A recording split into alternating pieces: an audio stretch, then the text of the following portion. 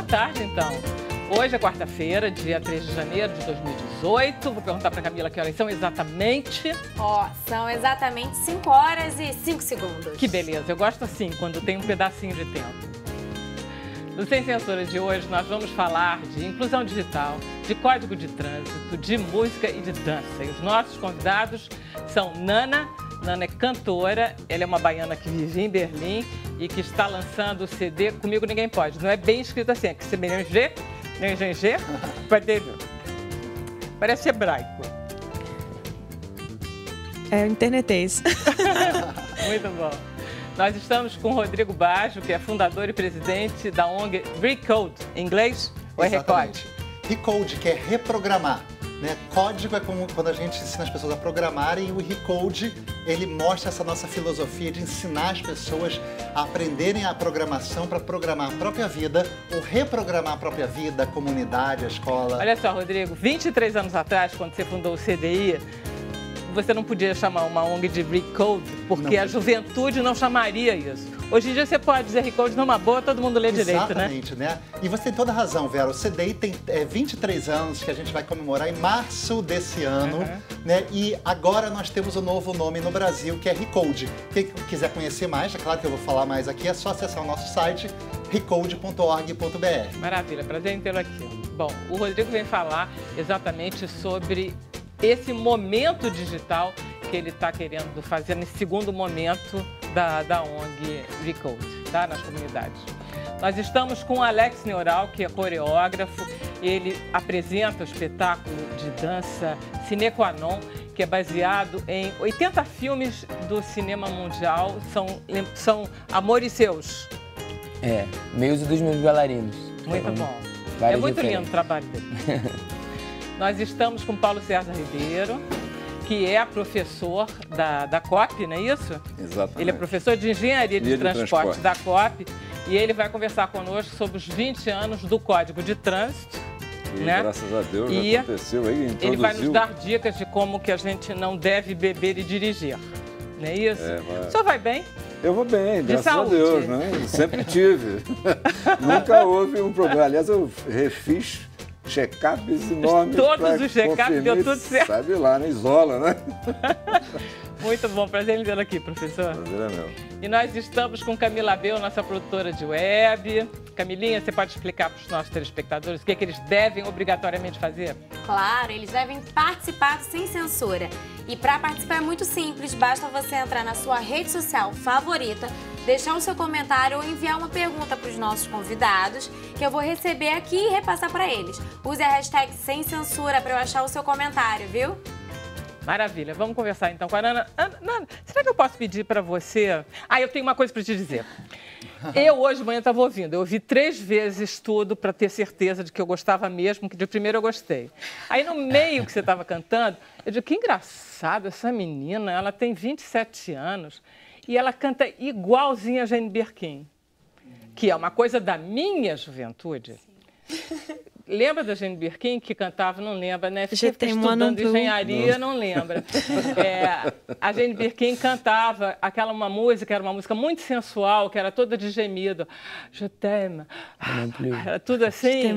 E ela cantava muito lindamente. E me lembrou. E eu depois vi que é uma referência sua?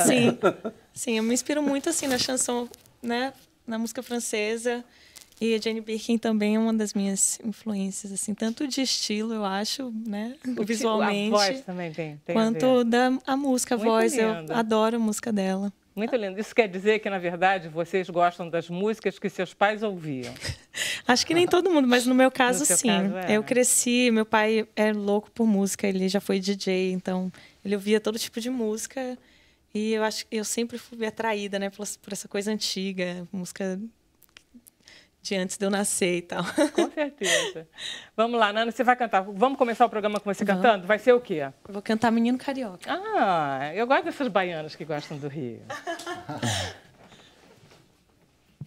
É tudo composição sua, não é? É sim. Então tá. Quando você quiser, a gente ouve. Que delícia, hein? Quem? A Nana? Não, vamos ouvir uma música maravilhosa. Mas é uma coisa. Vai começar bem. Menino carioca, não sabe que em mim A sua voz provoca um gaguejar sem fim. Esqueço o que fala. A vida continua sarando devagar. Se te vejo na rua, descuida em respirar. Ai, ai, me falta ar. Menino carioca com nome de astronauta, perdido em Botafogo, nunca foi à lua e diz que gosta de mim. Por isso é melhor que eu fique longe. O Rio é muito triste pra quem ama. O Rio é muito triste pra quem ama. Mas triste mesmo é você, menino.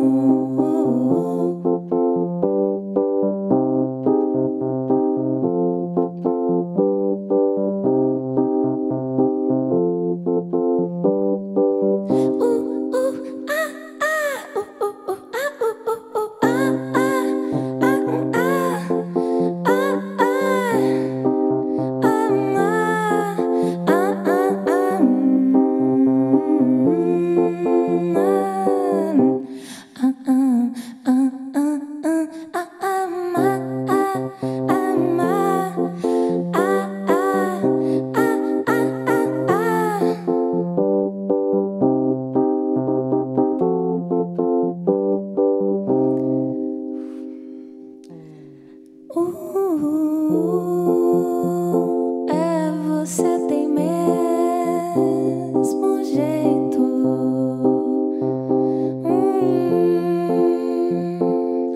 de me paquerar, menino. Mas é que essa dor no peito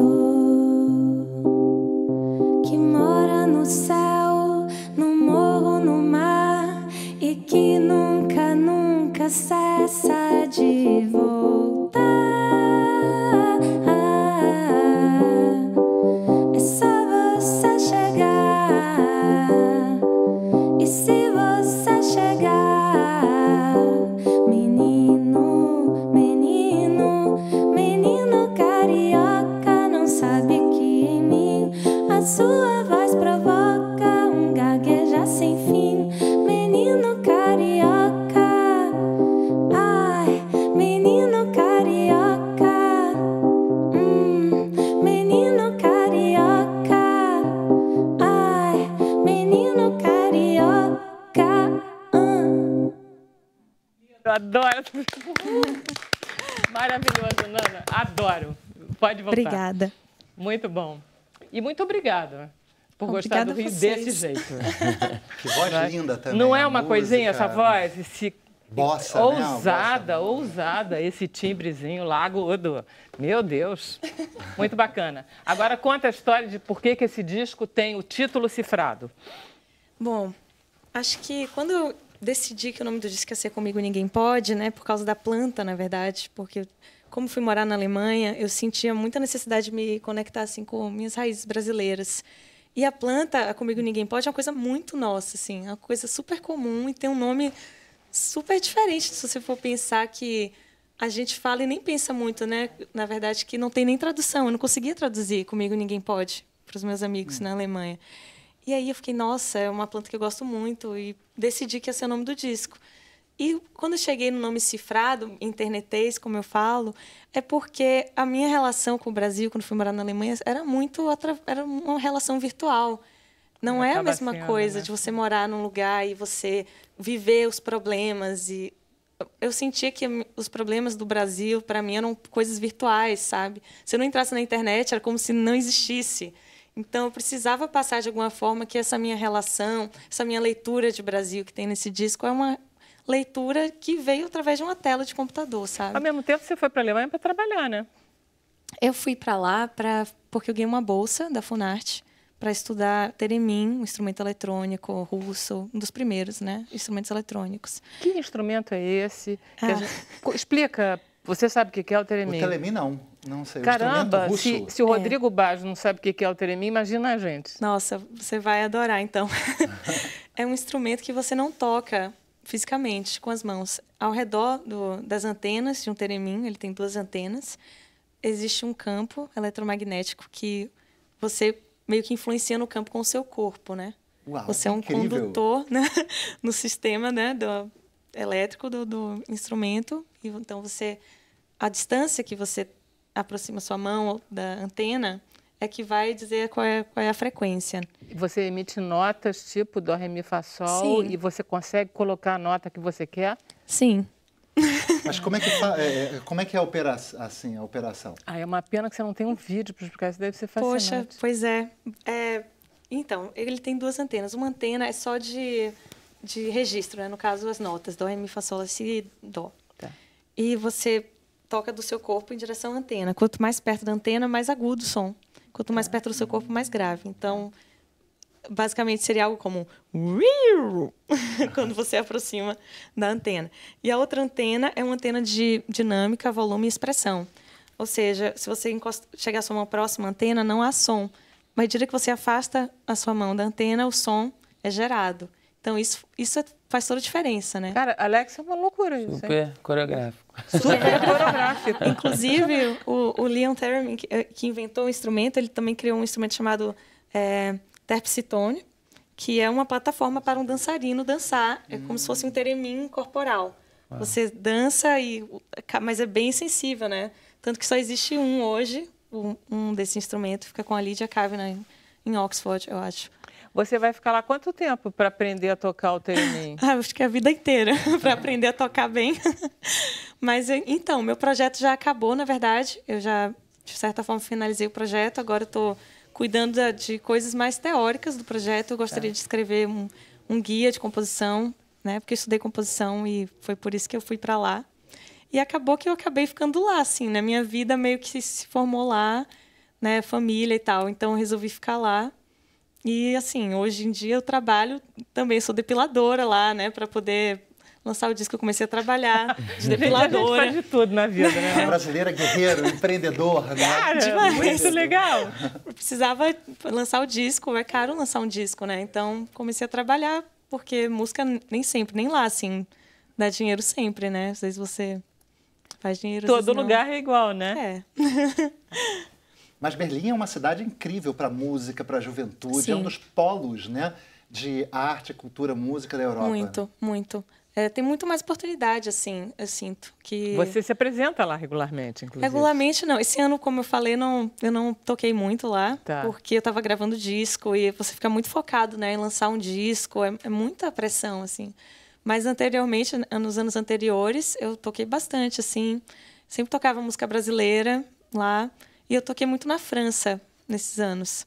Daí o Serge Gainsbourg e esse tipo de música que você toca. Sim. Agora, esse CD você está lançando com show aqui, como vai ser?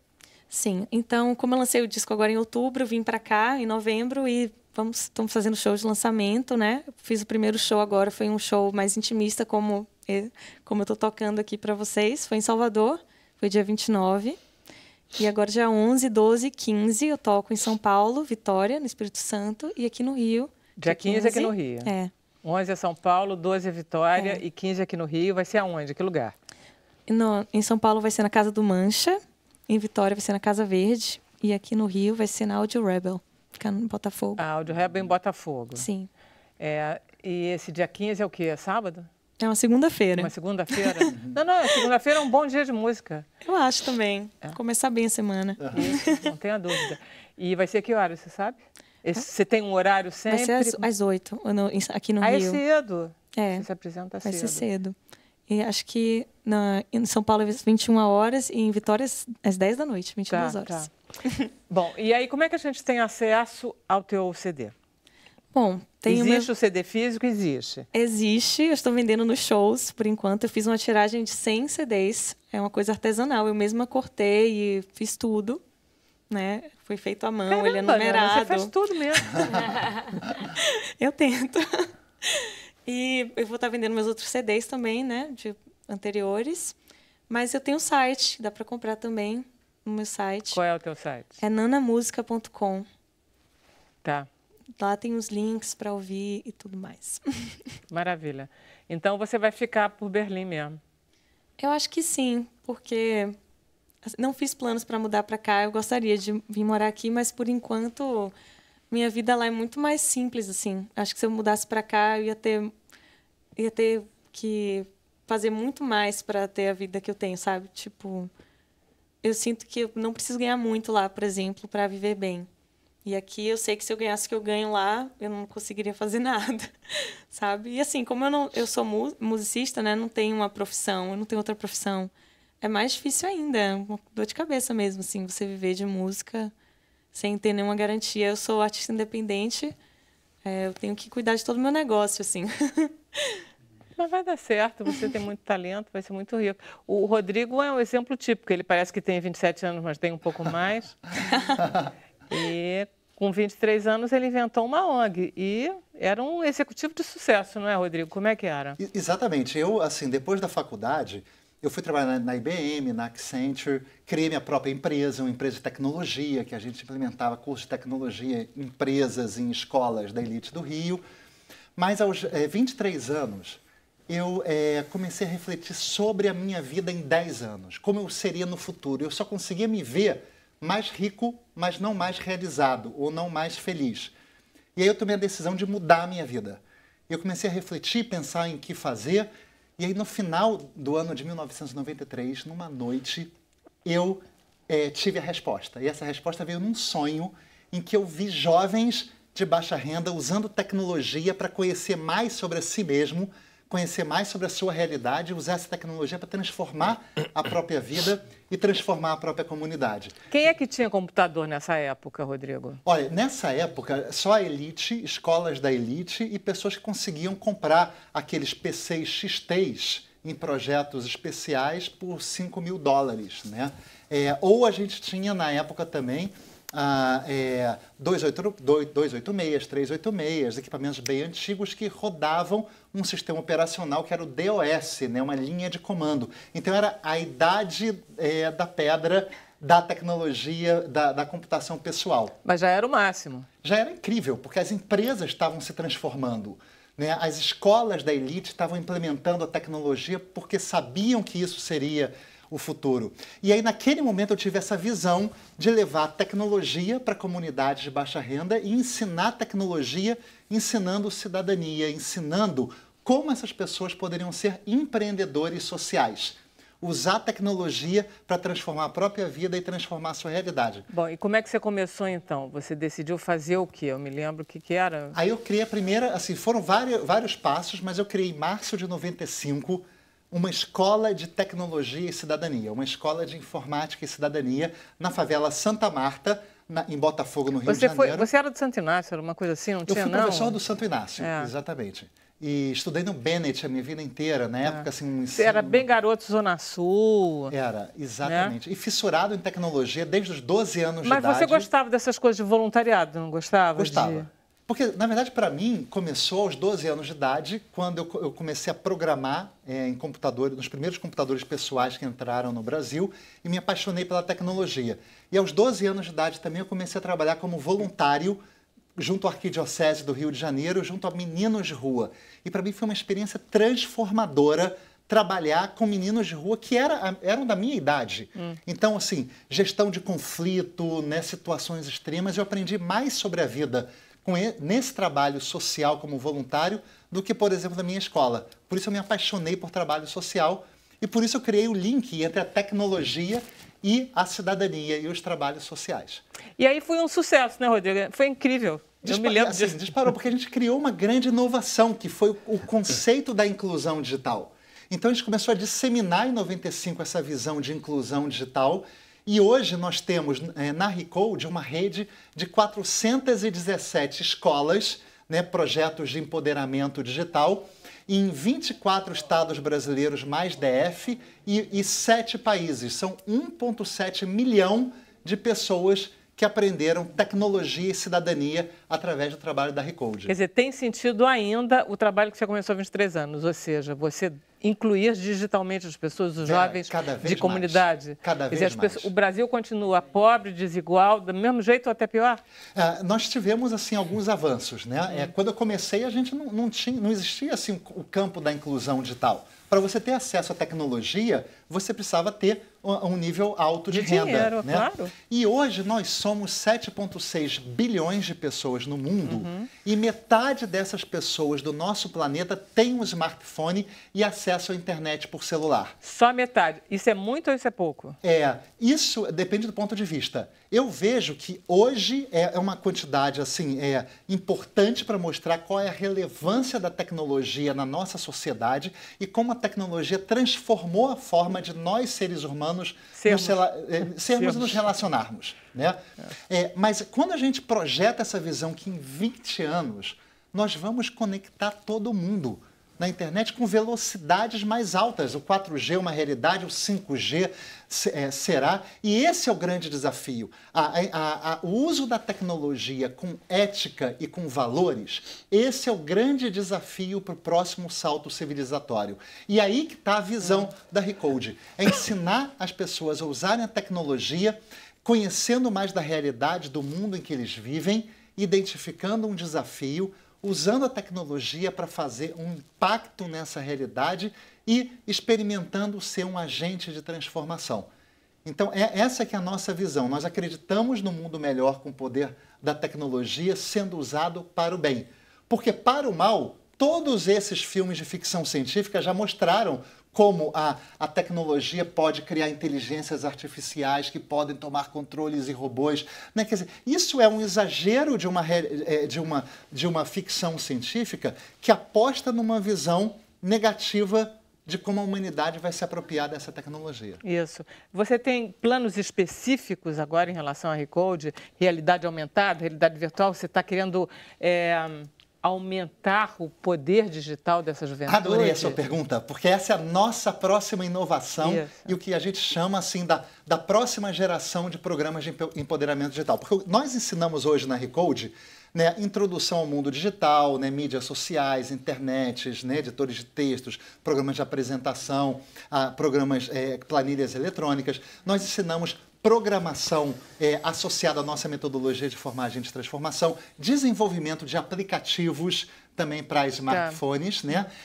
E nós lançamos um novo curso ano passado que foi incrível, Tecnologia Exponencial e Empreendedorismo Social, em que nós estamos ensinando para jovens em comunidades, em escolas, inteligência artificial, realidade virtual, realidade aumentada, internet das coisas e biotecnologia, com toda essa reflexão de como ser um empreendedor social, um empreendedor de negócios de impacto ou um empreendedor cívico.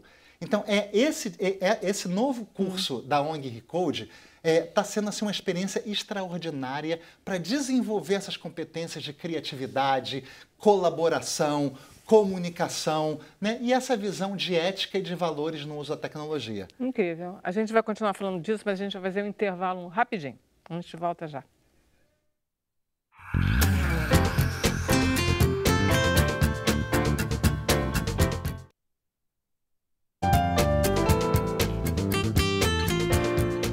Olá, estamos de volta com Sem Censura. Deixa eu perguntar para a Camila se nós temos perguntas e comentários. Então. Claro, temos sim. Uma delas é do Gabriel Menezes. Oba, Gabriel! E ele pergunta para a Nana como foi a sua reação a ver a capa do álbum. Foi você que fez também? Então, a capa do álbum foi uma ideia minha e de minha irmã. A minha irmã que fez a direção de arte do disco. E, assim, partiu dela a referência e a gente foi trabalhando isso, né? Eu fiz figurino, enfim, fui lá em Berlim, em um brechó, peguei uma roupa de lantejoulas verdes. E aí, o que aconteceu foi que quem fez o tratamento de imagem foi Davi Caramelo. E realmente isso mudou muito a capa, porque deu uma textura na foto que era exatamente o que a gente queria fazer. Uma coisa um pouco, um glam, assim, meio decadente, talvez, né? Aquelas capas antigas de verniz. Um pouco antiga, né? Enfim, não eu gostei decadente, muito. Anacrônica. Um pouco decadente, às vezes. Vintage. Ok. Eu gosto da capa. Acho que, como artista, você quer sempre fazer uma capa melhor, né? Cada CD você quer que a capa melhore. Acho que estou chegando lá. E a Priscila Honora, ela pergunta para o Rodrigo qual a área digital que é mais procurada na ONG. Se tem essa distinção ou pessoa faz uma escola completa? É uma pergunta muito boa, Priscila. Nós temos cursos diversos em que a gente começa com cursos introdutórios, que ainda tem pessoas que precisam aprender. Assim, o brasileiro, embora mais da metade dos brasileiros tenham smartphone, nós usamos coisas muito básicas, né? Mas quando a gente fala em desenvolvimento de aplicativos, programação, também, assim, os jovens gostam muito de aprender, de se aprofundar um pouco mais na tecnologia. Isso é o que nós chamamos de empoderamento digital, que é usar essas tecnologias para empoderar a pessoa, fazer essa pessoa ser um agente de transformação de si mesma e da sua própria realidade. Muito bom. Podemos ir? Podemos. Vamos continuar, então. Vamos lá. Paulo César, como é que estamos de 20 anos de Código de Trânsito? Melhoramos ou pioramos? Olha, eu acho que melhoramos, né? Yes. Tem até já vi umas reportagens dizendo que o código está ultrapassado. Eu acho que não está ultrapassado nada.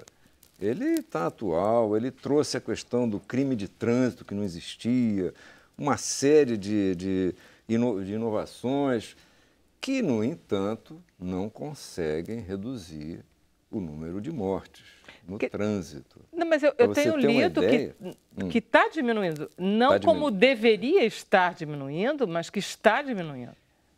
Olha, hoje, por exemplo, controvérsias, vamos no dizer jornal assim. Hoje deu que teve menos acidentes, menos mortes, tanto nas rodovias federais quanto no Rio de Janeiro.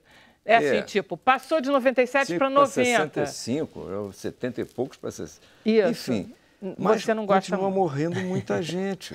Tá. Só para você ter uma ideia, com a questão, por exemplo, não há dados, né? Então a gente pega dados secundários.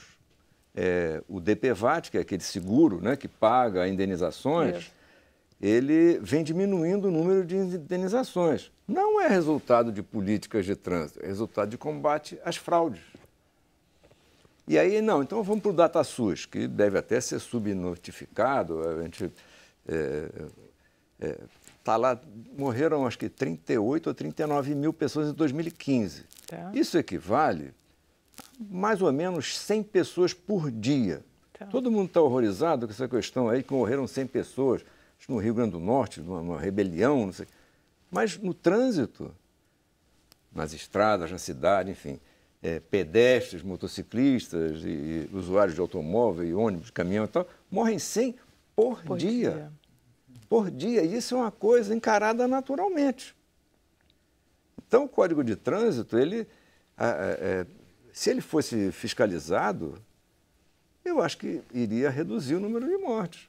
Mas não é. Eu acho que isso Eu fiz uma vez, peguei uns alunos num curso que eu dou lá, de custos rodoviários. Vamos fazer aqui. O pessoal não está se sensibilizando. Vamos ver se as autoridades se sensibilizam com quanto custa esse número de mortes. Fizemos ver aí em 10 anos quanto deu.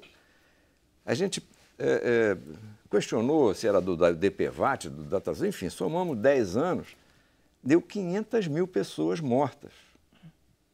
Quase 2 milhões de pessoas feridas.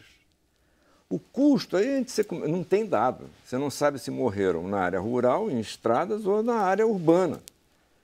Fizemos uma conta uma estimativa, deu ao redor de R$1 bilhão gastos. Uau. Com esses acidentes.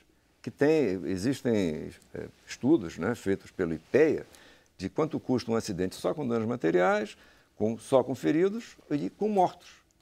Então, é um negócio que eu não consigo compreender.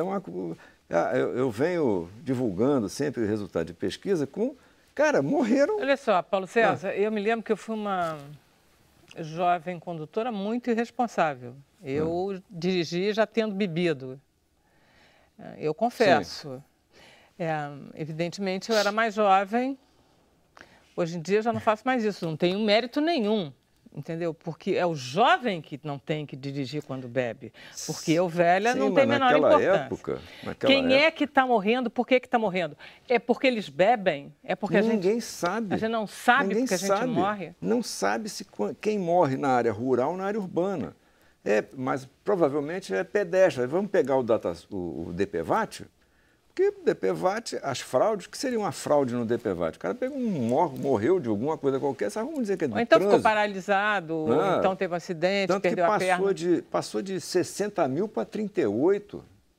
Sim, aí é mérito da companhia de seguro. Mérito do combate à fraude, que tem que ter, obviamente. Tanto que reduziu o DPVAT agora, esse ano, ele vai ser menor, porque eles não estão gastando tanto. Tá. Porque estão combatendo as fraudes. Daqui a pouco o pessoal aprende como é que é, faz outra fraude ali. Outra coisa que se dizia é que a frota brasileira ela era muito velha, o que não é mais o caso, né? Não, olha só. Os carros são novos, mais novos do que antigamente. Eu comecei a trabalhar com pesquisa em trânsito lá na COP, na universidade, em 1977. Tá. E aí eu comecei a ver as pesquisas que tinham com cinto de segurança. Então, desde 77 eu uso cinto de segurança. É um negócio que todo mundo achava estranho, né? Em 77, 8, 9, 80 e pouco, eu pimba, botava, não sei andar sem cinto. O cinto, ele salva vidas. E salva vidas, principalmente isso que você falou aí, vai viajar e tal, não só o pessoal da frente, a turma de trás também. Não, eu tenho uma história horrorosa na minha família. Eu tenho um casal que tinha um filho de 2 anos, os dois estão vivos, a criança morreu. Porque eles estavam com cinto e a criança estava solta no carro. Atrás, né? E ela saiu voando pelo para-brisa. Morreu. Tragédia, isso. Entendeu? É uma coisa, e ninguém... Eu, na área urbana, eu saio com pessoas, familiares e tal, e aí ninguém usa cinto de segurança atrás. Eu não uso cinto de segurança atrás, né? Pois é. E é um Mas erro, quando eu né? vou viajar, eu entro na estrada, paro no acostamento e digo assim, olha, daqui para frente só com cinto, senão a gente vai ficar aqui. Aí o pessoal, a contragosto, com muita reclamação, bota o cinto de segurança atrás. Viajar tem que ser. Pois é. Viajar tem Mas que ser. Eu vi vídeos aí da polícia parando e o cara atrás sem cinto de segurança. O cinto de segurança, hoje em dia tem airbag e tal, mas o cinto de segurança, ele resolve tanto quanto o airbag. Parece que se você está a uma velocidade de até 80, o cinto realmente impede a morte mesmo com acidente, é isso? Não. Olha, eu vi um vídeo uma vez, o sujeito andou a quase 1000 km/h num foguete, freou com o cinto de segurança e ele saiu de maco, obviamente, que era uma redução de velocidade dela, mas ele achou... Saiu vivo. Eu acho que eu vou ficar cego nunca mais, pelo menos eu resolvi. Mas saiu vivo, pouco tempo depois estava vindo, saiu normal. Mas inventaram o cinto de segurança, principalmente por causa dos americanos que não queriam usar cinto de segurança, até hoje. Aí bota lá o airbag e resolve o problema. Tá. Mas o cinto de segurança resolve tanto ou talvez até melhor do que o airbag. Fórmula 1 não tem airbag. Não sei se vocês já viram isso, né? Piloto de avião não tem, ele tem aquele cinto, né, cruzado em 4 pontas e tal, que resolve tanto quanto o airbag tem a questão de ele, se tem uma criança na frente, ele vai acaba Não, mas é proibido criança na frente, não é, professor? Depende da idade, né? Tem a idade até 7 anos, 9, não sei. É 12 anos, 12. Não é, professor? Aí está lá no código, né?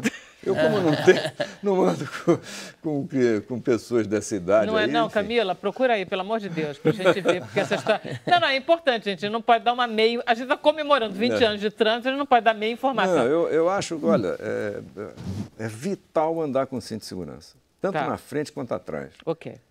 Mesmo em cidade, o senhor acha? Claro, com certeza. Você anda de Vocês táxi? andam, Alex? Com certeza. Na cidade? Atrás? Atrás. Quando começa a não ser pode obrigatório, é verdade. Não, atrás não. Quando Pois começa a ser é, obrigatório, isso que eu estou perguntando. para ser punido, para ter multa, eu acho que o brasileiro começa a seguir. Precisa tirar dinheiro dele. Isso eu acho que poderia ser através da educação. Sim, você já é educado, não é educação, só andar. É a fiscalização. Sim, mas precisa ser fiscalizado para o brasileiro. Claro, eles sabem. Tá. Seguir. Você usa, Nana? Eu uso. Atrás, sempre. Em cidade? Sempre. Minha mãe, quando era criança, não saía se não tivesse todo mundo de educação. cinto. Sim, educação é assim, né? É uma coisa que você aprende e acaba virando um hábito, eu acho. Se você não tem o hábito de usar, você vai achar sempre incômodo. Ok, sempre. a partir de agora eu vou usar atrás na cidade E no também. táxi, você anda de cinto de segurança? De jeito nenhum. Eu boto também. Isso E no um Uber problema. eu ainda E nos reclamo aplicativos, se não né? tiver Uma vez em São Paulo, uma única vez em São Paulo, o táxi falou assim, por favor, só bote o cinto de segurança. Aí você parou, pôs uma música tocando, abriu o champanhe. Quase que eu tirei uma foto do cara, pô, esse sujeito aqui, Ele, não sei se lá eles têm uma consciência maior, mas foi uma vez só e nunca mais. Né? No E, táxi, Rodrigo, no vamos Uber, lá. enfim. Você dirige, também com esse tamanho de perna, ele não vai atrás nunca. Eu dirijo o cinto de segurança sempre, claro, né? É automático. Atrás, em viagem, em estrada, todo mundo tem que usar. E acho assim, e tem várias capitais no Brasil que é lei usar cinto de segurança atrás. Então, quando você chega, você aterriza e tal, os próprios motoristas falam que aqui é lei, os guardas podem parar. É importante você. Mas aqui no Rio eu já não vejo essa fiscalização. Na Inglaterra, né? Na Inglaterra, eu morei em Londres, eu fui fazer doutorado lá, morei em Londres. O cinto de segurança era obrigatório na frente. 50 libras a multa. Cara, hein? Mas depois eles passaram a ter multa também para o pessoal do banco de trás. Tá. Porque as pesquisas mostram que é tão danoso. Claro, porque a pessoa voa, frente, né? Porque é capaz até de machucar da frente. Da força, energia cinética, gera não sei quantas toneladas, enfim, tem que ter, isso é uma coisa básica, né, da que você falou de vamos viajar, use o cinto de segurança na frente e atrás, né? Vamos lá, isso estabelecemos. Camila, você conseguiu verificar? Consegui, são 10 anos, até 10 anos 10 ela... anos. A partir de 10 anos, você já pode entrar. Realmente é muito pequena a criança com 10 anos. Está sem cinto de segurança e bate o airbag. A velocidade do airbag é um negócio absurdo. Né? Tem casos nos Estados Unidos de crianças que morreram porque bateram e o airbag acionou e a pessoa... É uma velocidade muito alta e quebra o pescoço. Você não gosta muito de airbag, pelo visto? Não, eu prefiro o cinto. Tá. Eu prefiro sim. Eu prefiro os dois, né? Porque numa dessas, em caso de acidente. Sim. Você já sofreu algum acidente de carro, não? Já, mas não... Nada grave. Nada grave, né? Enfim, o que eu sofri que chegou... Não tive um ferimento, nada, mas bati com a cabeça no para-brisa do Fusca, né? Do Fusquinha lá, né? Estava sem... Naquela época não tinha cinto de segurança, né? Enfim... Mas acho que isso é básico, né? Básico. Ok, vamos lá. O que mais que a gente precisa fazer para sair em segurança na estrada? Olha, você tem que primeiro fazer não beber, né? Porque isso é fundamental, né? Usar cinto de segurança e estar com o carro, obviamente, com condições satisfatórias, né? Pneu, não pode estar... Pneu, freio, óleo. Freio, óleo, limpador de para-brisa, né? Porque tem chovido cada vez farol, menos. Né? Farol regulado, né? Fazer um check-up.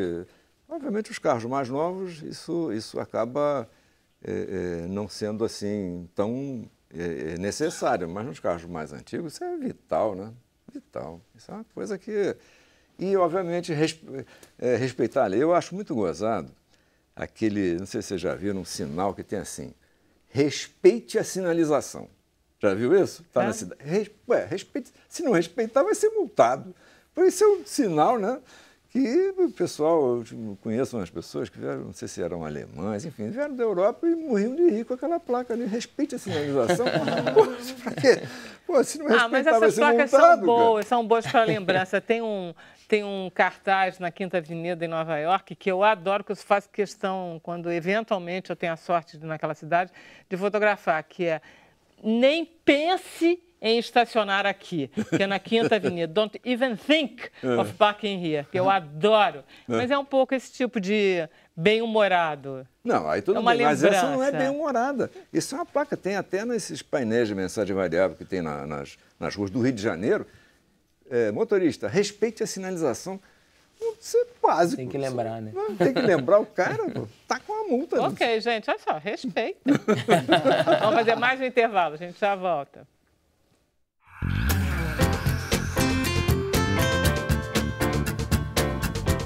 Vamos conversar um pouquinho com o Alex, que tem um trabalho muito bonito. Eu estava vendo hoje de manhã, eu gostaria muito que vocês vissem, que eu não sei, a gente vai até exibir um videozinho, né? Acho que sim. Que é um duo de beijos, que é lindo, que é uma coisa linda. Eu adorei, fiquei encantada. Eu vi milhões de pedacinhos, mas aquilo me encantou.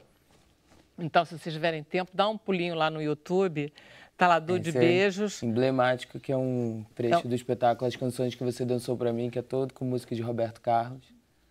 Mas esse pedacinho é muito lindo. Os bailarinos se beijam durante quase 5 minutos fazendo. É um beijo na boca, uma imagem, lindo, né? Que todos queríamos, né? Beijar e fazer tudo. Olha só, então conta do Sine Qua Non. Vamos lá. Então, o Sine Qua Non é o meu espetáculo mais recente. A gente estreou aqui no Rio em 2016. É um espetáculo que, pelo nome, né? Eu brinquei um pouco com a ideia do cinema. Né? Então, eu juntei dança e cinema, até a ideia do cine, né? Que cine é movimento, então movimento e dança. E já tem um pouco do que eu estou seguindo nos meus outros espetáculos, onde o gesto dançado não vem apenas o movimento pelo movimento, ele vem carregado de intenção, ele vem carregado de significado, comunicar como um ator. Então, talvez por isso esse meu interesse pelo cinema para transformar o gesto do ator, imagens de cinema, em movimento, em dança. Mas o movimento são coisas que você inventa, não são movimentos que a gente reconhece do filme. Isso. Muitos partem de títulos de filmes, de imagens de filmes. Então, como tem uma cena, por exemplo, no espetáculo, onde há 8 arquétipos, né? Os personagens, personagens muito identificáveis, né? Hoje em dia você olha e você já imagina um cowboy, é um chapéu, você já vê um filme de faroeste. Né, uma secretária com óculos de gatinho, você já é uma secretária. Então, o cinema foi muito, né, responsável disso. Né? Então, e também um pouco me interessou essa inversão, que o cinema, quando começou, né, ele pegou do cotidiano das nossas vidas, né, para fazer do cinema. Hoje em dia, a nossa vida tem do cinema. Então, você olha e fala, nossa, ela parece uma artista de cinema. Né? Você é meio ao contrário hoje, né? Você entra num lugar, você fala, nossa, eu estou me sentindo dentro de um filme. Quando era ao contrário, né? Quando o cinema buscava na vida, né? Então isso eu achei interessante. E aí eu peguei mais de 80 títulos. E você aí pega as músicas dos filmes? Algumas, porque também a música é um dado muito forte, né, no cinema, as trilhas, como as trilhas fazem a ambientação. Assim, não sei se vocês já tiveram a oportunidade de ver um filme de terror sem som. É quase patético, porque você não leva susto. Né? Então, a emoção de um filme, qualquer pessoa do cinema, é o som. É só Por isso o tratamento, né, do cinema é tão importante. Você fica, o final do filme, o som, se você não trata, né, a imagem e o som. Então, tem um pedacinho, vamos ver. Daniel, Paulo, passa aí o vídeo.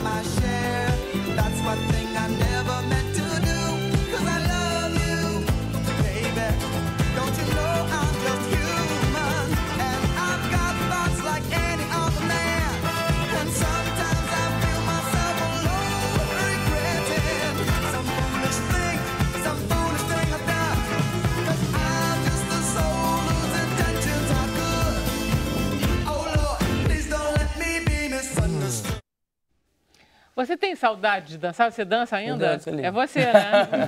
Eu danço. Tá difícil, porque dirigir e atuar... É muito complicado, é difícil, né? Porque você fica... Olhando... Eu sou o 8º bailarino, né? Então eu fico me imaginando ali. E às vezes eu quero estar do lado até para ajudar os bailarinos, né? Para você ter uma noção da sua criação, então é difícil. Mas tem esse lado, assim, quando você cria, eu comecei a criar muito cedo.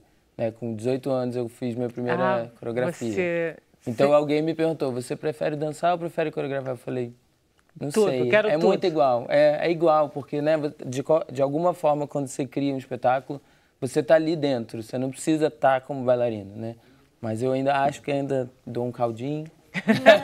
Então estou insistindo Dá, aí, sim, mas... com certeza, insista, sim. Porque é tão bonito você ver um dançarino que o prazer que o dançarino provoca... Pode ter, o coreógrafo, ele é a mente da coisa, mas o corpo de um dançarino é muito bonito E eu de sei ver. que eu posso coreografar até Pois 90 é, anos, exatamente. né? Se eu viver Vamos lá, como o serviço bailarino. então. Teu espetáculo está em cartaz aonde? Tudo certinho. A gente estreia amanhã e fica de 4 a 14 de janeiro no Teatro Nelson Rodrigues, que está reabrindo ali o Teatro da Caixa, na Avenida Chile. Pertinho. Que bom que mais um teatro está voltando aí, né? A gente está vivendo um período difícil para a arte, né? Que os teatros estão fechando, a gente não tem fomento. Então a gente está conseguindo aí esse teatro novo, Teatro Nelson Rodrigues, sempre às 19 horas, de quinta a domingo. Ah, isso é um ótimo horário. Isso. E Adoro esse horário. a gente tem uma página no Facebook, que é o Foco de Dança. A gente tem uma lista amiga que os ingressos saem a R$15. Que legal. E também queria agradecer a patrocinadora da companhia, que é a Petrobras, que também está dando Fica ali do super lado. suporte. Ali eu já olho, já Obrigada, senhor. Obrigado por não ter desistido ainda disso. É uma grande incentivadora da cultura, né? Ainda espero que É uma das poucas que estão sobrando nesse momento de crise. Ela conseguiu manter alguns projetos, não todos, né? Alguns. Mas tem uma oficina também, vocês vão fazer. Tem uma oficina gratuita no dia 14. 14. Isso. Normalmente a gente oferece esse intercâmbio. Eu divido um pouco essa linguagem da companhia que eu estou desenvolvendo. Então, são estudantes de dança, pessoas que gostam de dança. Assim, Todo mundo que está assistindo, se quiser, pode se inscrever? Pode, mas é necessário um certo... Não, tem que ter nível, né? Exatamente, um nível para acompanhar a aula. E aí a gente divide, a gente passa sequências do espetáculo, divide ideias. É um momento de troca, né? Assim como uma aula, assim, não é só... Acho que todos os lados estão aprendendo, né? Acho que isso que é importante de uma aula. A gente está se reciclando também com a curiosidade do outro. Conta um pouquinho do espetáculo que eu gostei, Dudu de Beijos. O que é? Por que eu gostei tanto? Esse espetáculo, como eu disse, né, as canções que você dançou para mim, é um espetáculo que a gente já está chegando a 300 apresentações. Como a companhia é uma companhia de repertório, a gente continua dançando as outras obras. Então, essa é a mais recente. Canções é de 2011. Então, já fui para Nova York, Canadá, Portugal. E continua as pessoas gostando, né? Esse momento é assim, é aplauso em cena aberta, né? A gente já dançou em outros lugares, já foi o programa da Hebe, o programa da Fátima Bernardes, já fizemos no Rock in Rio com a Fernanda Abreu agora.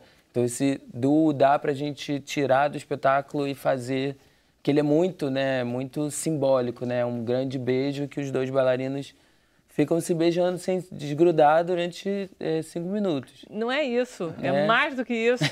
Eles se beijam. Tem que aí ver, né? eles dançam. Dançam feito uns loucos, uns bailarinos, fazem acrobacias e se enrolam e dão cambalhotas com a boca grudada uma na outra durante 3 minutos e 43 segundos. É interminável e é lindo. E de vez em quando eles se abraçam, fazem um carinhozinho no outro. Mas os lábios não se descolam, Os lábios né? não se desgrudam.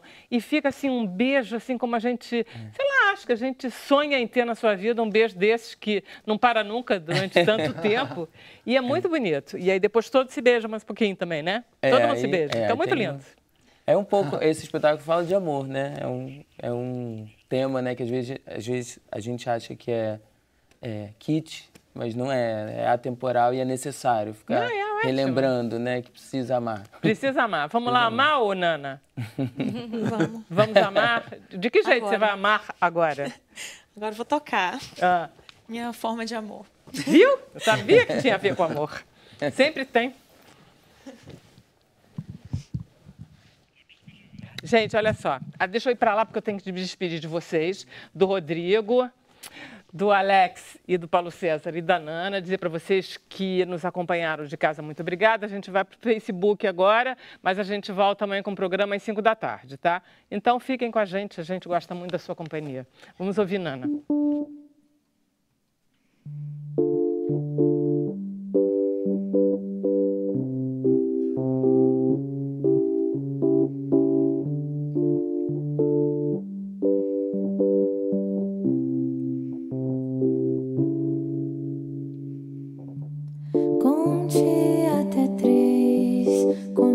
passou, tudo de novo, o sol nasceu, a dor passou. Não foi em vão, não, que sorte há de poder dizer adeus sem se odiar. Que pena o azar desse adeus logo chegar. Não perdi a fé no jogo, não, não, não, mas é cedo pra se apaixonar.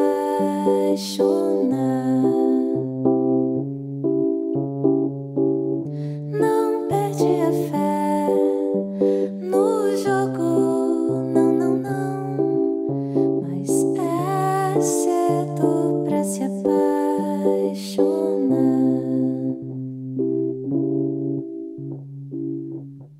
Que triste perceber, você perdeu por WO e tanto desistiu. Que quem perdeu fui eu.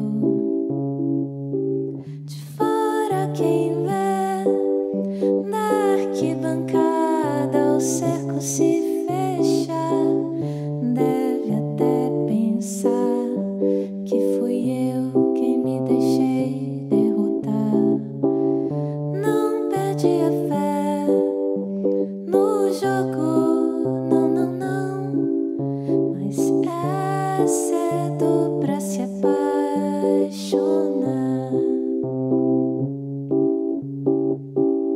Não perdi a fé no jogo, não, não, não, mas é cedo pra se apaixonar.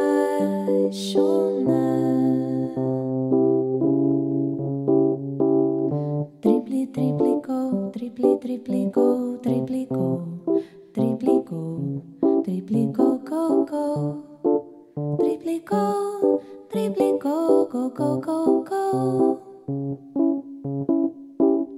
Drible, drible, gol, drible, drible, gol, drible, gol, drible, gol, drible, gol, gol, gol, drible, gol, drible, gol, gol. Triplicou o quê? Drible gol. Triplicou o jogo, né? O resultado do jogo. Triplicou? Drible gol. Ah, muito bom, drible muito bom. gol. Drible gol. Me lembrei dela, sim, porque eu me lembrei da letra. Quem perdeu fui eu. Aí eu me lembrei de eu pensando, digo, gente, as pessoas gostam de letras, das coisas que as pessoas querem dizer coisas com a música. E eu fiquei pensando nisso, aí me lembrei. Muito linda, adorei. Você não tem sotaque de baiana, não é? Eu acho Vocês que não de acham? vez em quando escapa um Escapa, sotaque aqui que eu percebi. Não, canta, vamos né? pegar o microfone, senão você não fala? E o comentário é pra ela. Você quer que eu pegue? Você acha que eu vou saber? Você consegue. Consigo, né? Tem jeito, né? Fala. A gente está no Facebook, Camila? Isso, estamos agora, continuamos ao vivo, só que só no Facebook. Aquela hora que a gente fica mais relaxado, né? O Jaya Hari, ele comentou, a Nana é bela em tudo. Ela canta com uma voz angelical, seus olhos sorriem, sua pessoa inspira, acalma, sensibiliza a quem a ver e ouve cantar. Enfim, Nana é maravilhosa. Uau. E pede Tá pra você contratado. repetir o site. O site é nanamusica.com. E nas redes sociais, para me seguir nas redes sociais, é Ouvindo Nana. Então, todas as redes sociais, você, Facebook, /Ouvindo Nana, Instagram, @Ouvindo Nana. E é fácil. Nós achamos tudo isso que ele falou. Com certeza. A Thaís, Thaís Florzinha, ela pergunta... na verdade, ela é Eneida de Oliveira, do Rio de Janeiro. E ela gostaria de saber se o Rodrigo pretende expandir a sua ONG para a zona oeste do Rio de Janeiro. E qual o limite de idade para os cursos? Nós estamos na Zona Oeste, em algumas escolas, e a gente foca muito em jovens em situação de risco social, entre 14 e 29 anos. Mas se você quer conhecer mais do trabalho que a gente faz, é só acessar o nosso site, que é recode.org.br. E a campanha que nós queremos fazer, e por isso eu quero estar divulgando, aproveitando a sua pergunta, nós queremos que quem puder indicar organizações comunitárias, ONGs, centros comunitários que tenham laboratórios de informática, educadores e que queiram fazer contato conosco da Recode, é só entrar em contato através das nossas mídias sociais, mandar um e-mail para a gente, que nós vamos adorar levar os nossos cursos para a sua ONG, para a sua organização comunitária. Isso pode levar para um outro nível o trabalho de inclusão digital e de empoderamento digital. Posso te perguntar se você faz esse tipo de trabalho em escolas também? Porque nós temos esse problema. Às vezes você tem escolas do interior que têm algum equipamento e eles não têm noção. Nós fazemos, uma pergunta muito boa, nós fazemos em escolas também, em escolas públicas, né? Começamos a fazer em escolas particulares também, como forma de subsidiar escolas públicas. E nós podemos implementar toda a nossa metodologia Recode também quando professores tiverem esses laboratórios. E também bibliotecas, né? Nós temos uma grande parceria, né, com a fundação do Bill Gates e da Melinda Gates, em que nós temos 90 bibliotecas públicas em 24 estados brasileiros que têm os programas da ONG Recode. E agora, em março, nós estamos expandindo para mais 90 bibliotecas. Outra coisa é a respeito do acesso à internet, porque frequentemente o que acontece é que as escolas podem ter até equipamento ou doado, que seja, ou doado até pelas secretarias de educação, mas não tem acesso à internet. Esse é um grande desafio, né? E quando tem acesso à internet, está restrito para a administração. Isso. Né? Ainda que os nossos jovens alunos acessem a internet através dos seus smartphones. Né? E aí o que a gente precisa fazer é entrar num processo de mudar uma legislação que existe no Brasil, em que São Paulo foi mudado, que proíbe o uso de telefones celulares em sala de aula. Existe isso? Existe. Quando o telefone celular, quando o smartphone tem um acompanhamento do professor, um uso pedagógico, pode ser uma ferramenta muito importante de ensino.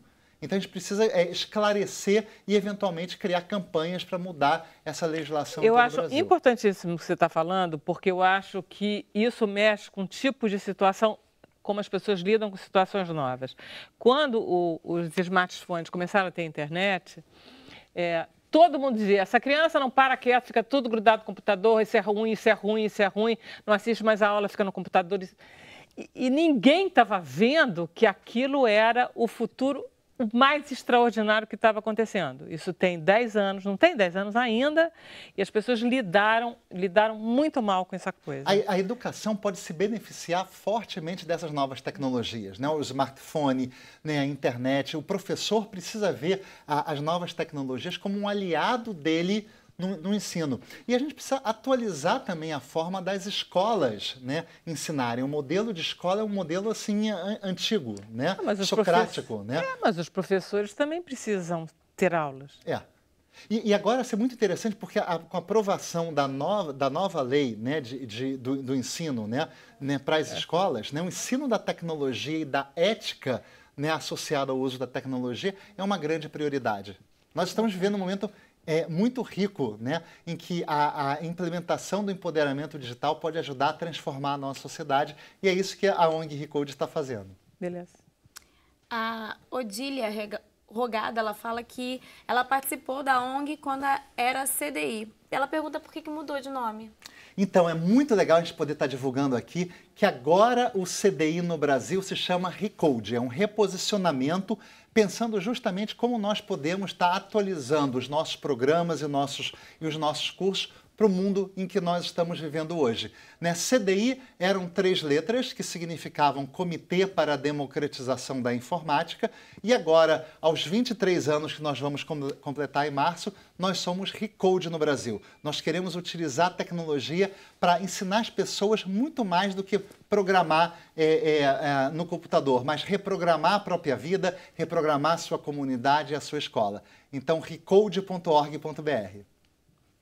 Tem uma pergunta aqui da Margarete para o Alex. Ela pergunta se a icônica cena de Dirty Dance está no espetáculo. Não está. Qual é a icônica cena? É aquela, né? Isso. Mas engraçado, esse filme foi o que me fez começar a dançar. Sério? Foi. Esse filme foi o responsável... Por você começar a dançar mesmo? Muitos meninos começam a dançar por Michael Jackson, né? Eu comecei por causa desse filme. Esse que a música é What a Feeling? Não, I've Had the Time of My Life. Aquele que o Patrick Swayze levanta... Não lembro o nome da atriz. Mas essa cena é bem... Essa cena é bem marcante. Mas tem outras cenas, assim. Porque eu fui mais pelas ideias. O que mais reconhecível é o Poderoso Chefão. Tem uma cena das 4 meninas de peruca loura fazendo uma sátira com Psicose. Tem um solo de um bailarino de Chaplin, né? Uma ideia... O Chaplin era super bailarino, né? Que ator fazia aqueles movimentos todos com o corpo, né? Acho que só ele, né? Só ele, Um grande bailarino. Tem uma pergunta aqui do Gabriel Menezes para o Paulo, se tem planos de modernizar o sistema de trânsito no Rio. Eu tinha. Era tornar os sinais... Você tem os planos ainda. Não, os planos tem, né? Mas agora fica complicado, né? Porque tem que modernizar. O sinal não pode ser burro, né? Ter o verde sempre. Todo dia, naquela mesma hora, ele tem aquele verde independente da demanda, né, do número de carros que estão passando ali, enfim. Uma das tarefas que eu tinha era modernizar o sistema de trânsito, que é o mesmo que eu implantei lá em 1995. Tá. Eu fiz o projeto para o César Maia, comprei lá, ajudei a comprar pela COP, né, foi contratado, projetamos tudo, ajudamos a comprar, implantamos, está aí até hoje. 95? Quantos? 96? É mais tempo que a ONG dele. 23 anos, vai fazer 23 anos. Cara, Qual é o melhor sistema de trânsito do mundo? É na Inglaterra? Olha, da Inglaterra é muito bom. É muito bom, né? É muito bom. O Gabriel ele quer saber como é a receptividade nas comunidades em relação à ONG. As pessoas adoram inclusão digital, empoderamento digital. As pessoas hoje vivem num mundo que foi transformado pela tecnologia. Então, mídias sociais, os smartphones fazem parte do dia a dia das pessoas e abrem uma janela de oportunidades. Mas, ao mesmo tempo, é o negócio que você está falando. As pessoas usam muito pouco de toda a capacidade digital que um celular tem, né? A gente usa 1/5. Exatamente. E é muito menos do que isso, né? As pessoas usam ali o básico, no programa de mensagem instantânea, né? Uma rede social. Por isso que os cursos de empoderamento digital são fundamentais e por isso que nós deveríamos estar ensinando tecnologia, ética, valores e cidadania nas escolas, né? Deveria ser obrigatório como conteúdo do ensino escolar. E é por isso também que nós temos que fazer toda uma série de campanhas de uso responsável da internet, da tecnologia. O lado positivo do uso da tecnologia é extraordinário, né? Uma janela de oportunidades. Mas a gente precisa ensinar para as pessoas a navegarem por esse mundo, por essa nova sociedade, de uma forma ética e responsável. Afinal, todas as pegadas nossas no mundo virtual se perpetuam. Onde está a responsabilidade, né, da pessoa e do indivíduo nessa nova sociedade? Deus me livre, você já imaginou todas as besteiras que a gente fez lá atrás, está tudo guardado. Vão desencavar isso daqui a 20 anos, ainda bem que eu não sou nativa. Gente, foi um prazer tê-los aqui, o programa está acabando. Obrigada, a gente volta às 5 horas da tarde amanhã. Obrigada. Muito obrigado.